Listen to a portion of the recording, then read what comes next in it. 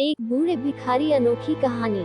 हर दिन एक भिखारी दरवाजे के पास से गुजरता था और घर का मालिक हमेशा घर के बाहर आते ही उसे देखकर फिर जाया करता। कई बार उसके लिए गालियां भी बकता। वो कहता, तू जिंदा ही क्यों है? पूरी जिंदगी ऐसे ही भीख मांगेगा क्या? धरती का बोझ क्यों बना बैठा है? और कभी कभी उस भिखारी को गुस्से में वह धक्का भी मार दिया करता। इतना कुछ हो जाने के बावजूद अधिकारी के मुंह से सिर्फ यही निकलता कि भगवान भगवान तुम्हारे पापों को माफ करे। एक बार सेठ को धंधे में बड़ा नुकसान होने की खबर मिली। सेठ बहुत परेशान था कि तभी उसके दरवाजे पर वही भिखारी आया।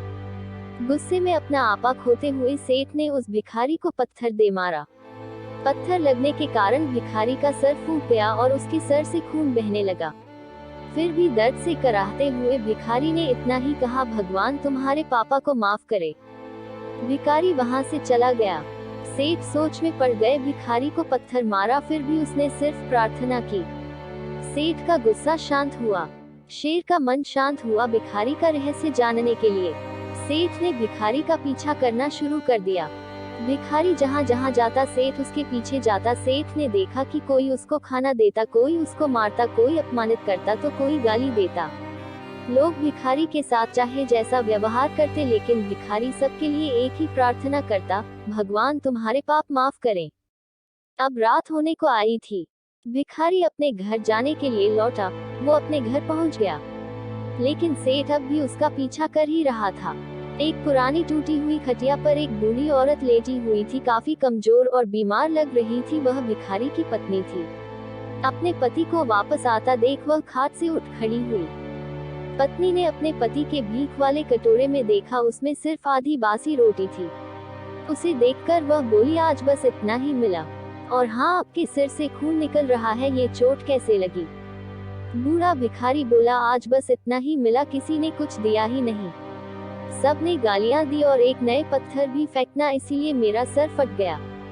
एक गहरी ठंडी सांस लेकर बूढ़ा भिखारी फिर से बोला, यह मेरे ही पापों का फल है। तुम्हें याद है कुछ सालों पहले हम कितने अमीर थे? क्या कुछ नहीं था हमारे पास? हमारे पास हर चीज जरूरत से ज्यादा थी, लेकिन हमने कभी दान नहीं किया। और उससे भी बुरा हमने उस अंधे भिखारी के साथ किया जो हमारे द्वार पर भीख मांगने आया करता था। बूढ़ी पत्नी की आंखों में आंसू आ गए।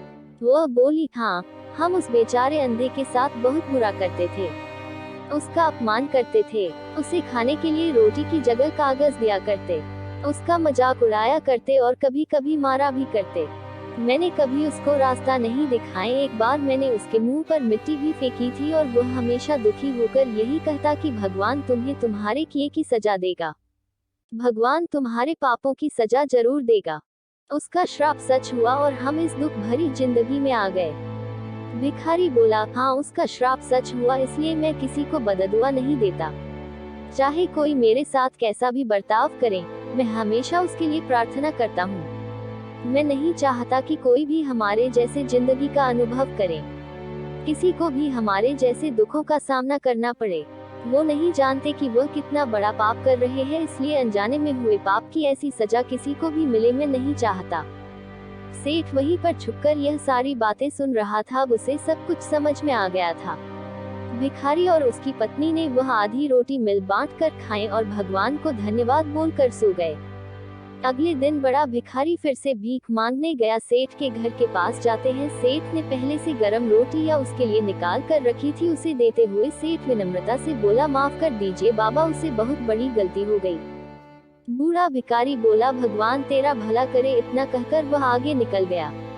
कि इस कहानी से जो सीख लेने लायक है वह बड़ी ही सिंपल है कि आदमी चाहे किसी के बारे में बुरा कहे या भला करे, लेकिन भगवान सिर्फ कर्म के हिसाब से उसको फल देता है। क्या हुआ अगर भगवान नहीं दिखता है, लेकिन ये बात बिल्कुल सच है, उसके खाते में सबका हिसाब बहुत बहुत पक्का होता है।